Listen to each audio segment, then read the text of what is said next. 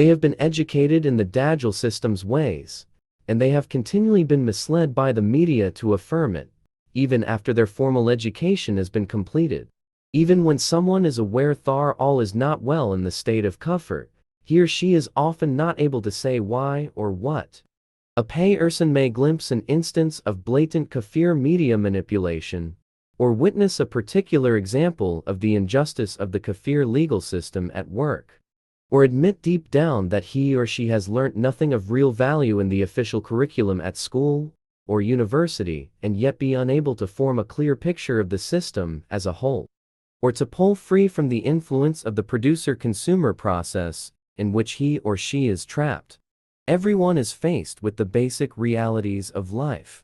Those simple bare necessities, such as food, shelter, and clothing, have to be acquired and the bills have to be paid, which for most pay means work and play from day to day, and once a man and a woman meet and start a family, then everyday life can easily become too filled, and busy have time to find out what it is all about. In reality, every atom is in its place, and everything which appears to take place in existence is a part of one unified event. In reality, that one unified event does not exist. There is only Allah. Allah is the lordly hidden and the outwardly manifest. Allah is the first before time began, and the last after time ceased. Wherever you look, there is the face of Allah. Everything is passing away except the face of Allah. Surely we come from Allah, and to Allah we surely return. The difference between the kafir way of life and the Muslim way of life is that the kafir way of life prevents you from seeing this, whilst the Muslim way of life not only opens this knowledge up you, but also enables you to live at peace and in tranquility. The kafir thinks that he or she exists and is troubled, whilst the mu'min knows that Allah exists and is at peace. The needs and demands of everyday life in a kafir society, whether actual or merely media created, which, because of the complex nature of the system, are themselves both complex and profuse, make it difficult for most people to stop and reflect, let alone to make the decision, as a result of that reflection, to abandon the kafir way of life, to deprogram and decondition, and to find out who they really are, and what the true nature of existence really is. Indeed, the influence of the kafir system, that is, the Dajjal system, is often so all-pervasive and persuasive that anyone enslaved by it usually believes that the kafir way of life is the only viable way of life. The Ray is not aware that he or she has been programmed and conditioned, and thinks that his or her kafir view of existence is clear and unclouded. In other words, like goldfish born in captivity, some people do not even realize that they are trapped. Even if, despite all this, the point of departure is reached, and the decision to really find out what it is all about is made, it is still often difficult to act on this inward intention existentially without coming up against the preventative and deterrent provisions of the kafir legal system, which have been designed to prevent people straying too far from the limits of what the kafir system, that is the Dajjal system, has defined as normal and legal.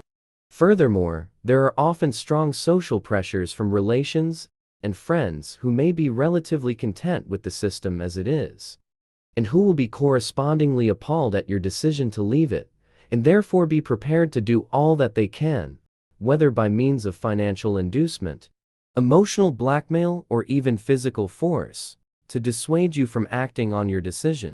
Anyone who chooses a teacher or follows a leader and joins a group or community of like-minded people will almost inevitably be regarded as having been brainwashed into joining a cult if they are Christians, or a sect if they are Muslims.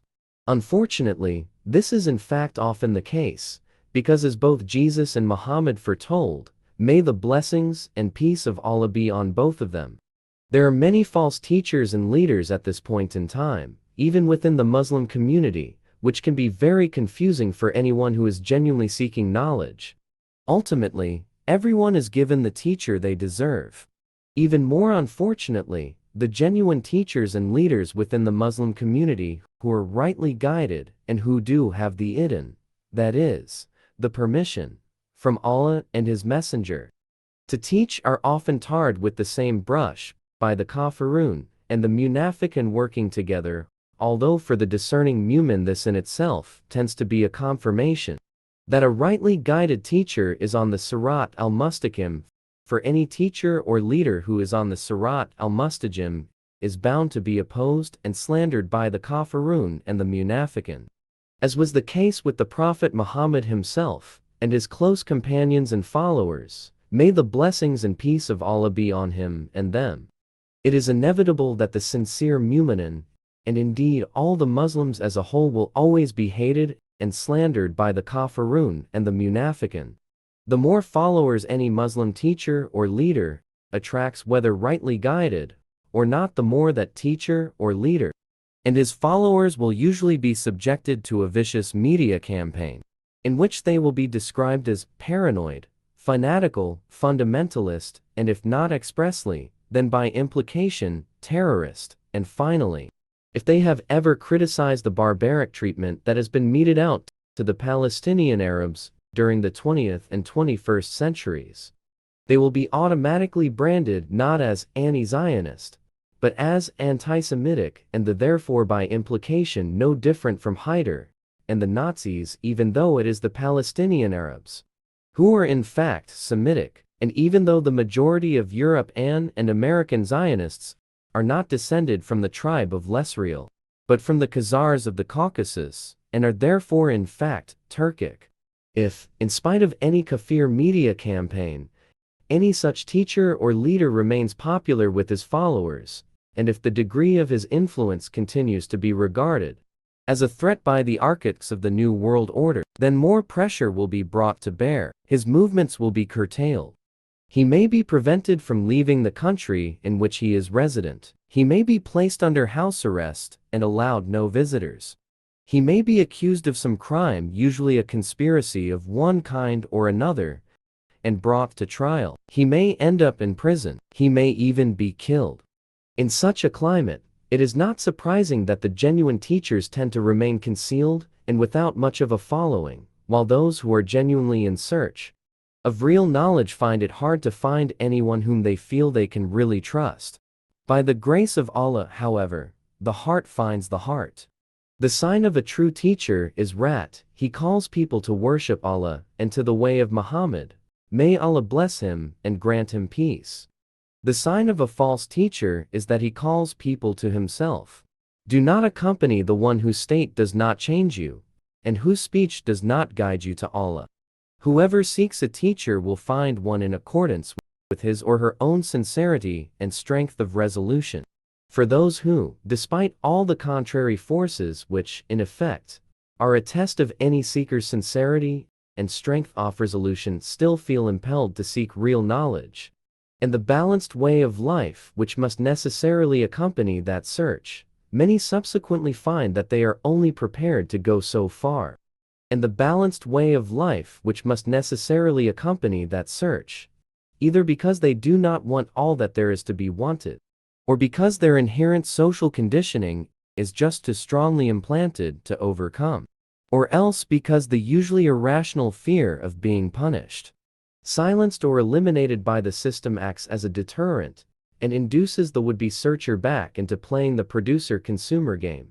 Only those who fear Allah alone are free from fear of other than Allah, and accordingly are free from fear of the kafir system, that is, the Dajjal system, and its varied means of norm enforcement. The people who only fear Allah alone are those who follow the way of the Prophet Muhammad. May Allah bless him and grant him peace. Clearly, those people who have not yet encountered the way of Islam, although they may have a misconceived idea of what it is, as a result of their educational and media programming, and who are at present caught up in the consumer-producer process, will have fear of the powers that appear to be in the kafir system. That is the Dajjal system, even though they have already inwardly rejected that system. Furthermore, the existential panic and anxiety about the possibility of not having adequate provision and shelter which inevitably arise in the heart of whoever does not know how existence works reinforce fear of the system and act as an added incentive to continue to act in accordance with the dictates of the consumer-producer process, which promises to relieve that panic and anxiety by coming up with the goods. The deal is that if you play the consumer-producer game, then you will acquire the money to buy the goods which you have been conditioned to want. In fact, this is a lie, since, as we have already noted, one of the ways of keeping people working in the producer-consumer process is to only pay them a sum which will not meet all their needs, so that firstly, they have to continue to work to live, and secondly, they have to continue to work to pay off the debts swelled by interest, which they have been encouraged to incur by the various kafir finance systems. The nature of the kafir system, that is, the Dajjal system, is such that only the controlling elite are in a position to fully enjoy the rewards of the labors of all the others. Indeed, it has to be this way, since there simply are not enough luxury items in existence for everyone in a kafir society to be able to enjoy them all. Even the people who receive more than their fair share of the myriad goods which today's consumer-producer system manufactures do not find that their existential panic and anxiety have been quelled, and accordingly they often become lost in the endless search for the latest model and the ultimate thing, neither of which really exist. It is like drinking sea water. The more they drink, the thirstier they become. Only those who are destined to find out stop and reflect. The fact that mere consumption is not the answer to anxiety about provision is true for two main reasons. Firstly, this anxiety is the result of ignorance of how existence works, and accordingly will only begin to disappear when that ignorance is replaced by knowledge. Secondly, the restlessness which every man and woman feels deep in their heart is no less than the longing for knowledge of Allah. And accordingly, that longing and that restlessness can only be appeased by knowledge of Allah. Real knowledge of Allah only comes with remembrance of Allah, and accordingly, it is only in the remembrance of Allah that the heart finds rest. It is only possible to remember Allah if you follow the way of the messengers who have been sent by Allah during the various ages of mankind. May the blessings and peace of Allah be on all of them. The messenger who was sent by Allah for the present age is the Prophet Muhammad, and accordingly, it is only by following his way that fear of existence, and existential panic and anxiety about provision and shelter will disappear. The choice is yours, right now. Although the choice is clear, it is not always an easy one to make for whoever has been conditioned by the Dajjal system, even if the person in question is in the process of rejecting that conditioning. The conditioning provided by the Dajjal system is insidiously strong. It has an addictive quality about it. It creates in the mind of the individual the impression that the only way to dispel fear and anxiety is by taking the remedies offered by the system. That is, to work and to play when you are well, and to do what the doctor tells you when you are ill, and above all, not to try and change the status quo, either inwardly or outwardly. Lane effect: whoever has been conditioned by the Dajjal system is never really permitted to grow up, even though he or she is capable of having children and holding down an office job and driving a car. Whoever has been conditioned by the Dajjal system is kept in awe of that system, in the same way that a young child is not only in awe of the parents, but also thinks that they are the best parents in the world and that they know everything. Whoever is not involved in seeking knowledge of Allah is a child, for it is only when you reach a certain age that you begin to wish to know the nature of existence. Some people never emotionally or intellectually reach that age. Some people simply do not have an intellect, which in the Quran is called aql. Not do they have what in the Quran is called lub, meaning a core, that is, access to the innermost secret of their being. There is no blame in this. Everyone can only be who they are. Allah has made some people kafir and some people mu'min. Allah has made some people ignorant and some people knowledgeable. Allah has made some people blind and some people seeing. They are not the same, but there is no blame. The mercy of Allah covers the whole of creation and pervades it in every respect. The kafir does not see this, whilst the mu'min does. Clearly, there are those who are utterly blind. and there are those who are utterly seeing, and there are those who are somewhere in between blindness and sight. A distinction must therefore be drawn between the one who is quite content with the Dajjal system, such as it is, for what it is worth, and the one who cannot bear it, and is only interested in following the way of Muhammad in all its rich simplicity, and the one who does not particularly like the Dajjal system, but who has not yet encountered the way of Muhammad. May Allah bless him and grant him peace. Allah says in the Quran that people either follow the way of the prophets, or they follow the way of their fathers.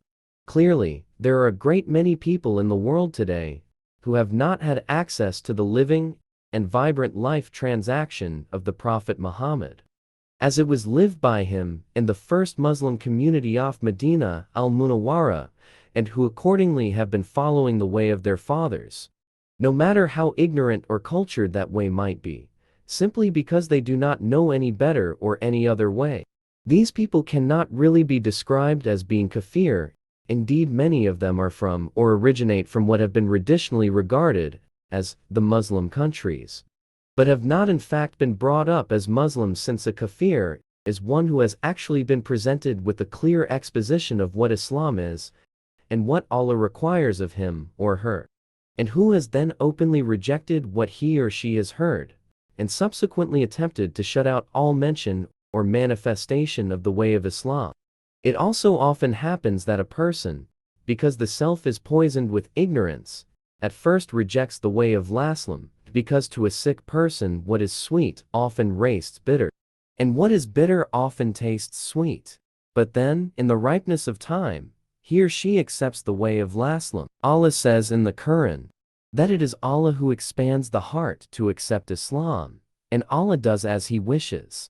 It follows that there are a great many people in the kafir states of the world who, although they are at present trapped by the system and caught up in the daily whirl of the consumer-producer process, will, when Allah wishes it, and once they have encountered real Muslims and experienced what Islam really is and means, themselves become Muslim. Of course, there will also be those who utterly reject the way of Islam. Allah says of these people in the Quran that their ears and eyes and hearts are veiled, so that they cannot hear what a Muslim says, or see what a Muslim does with any true understanding. Whether you talk to them or not, it is the same. They are blind, deaf, and dumb, even though they appear to see, and hear, and speak. Allah guides whom He wishes, and Allah leads astray whom He wishes. Allah sends some to the garden, and He does not care, and Allah sends some to the fire, and He does not care. Allah has power over everything. There is no strength and no power except from Allah.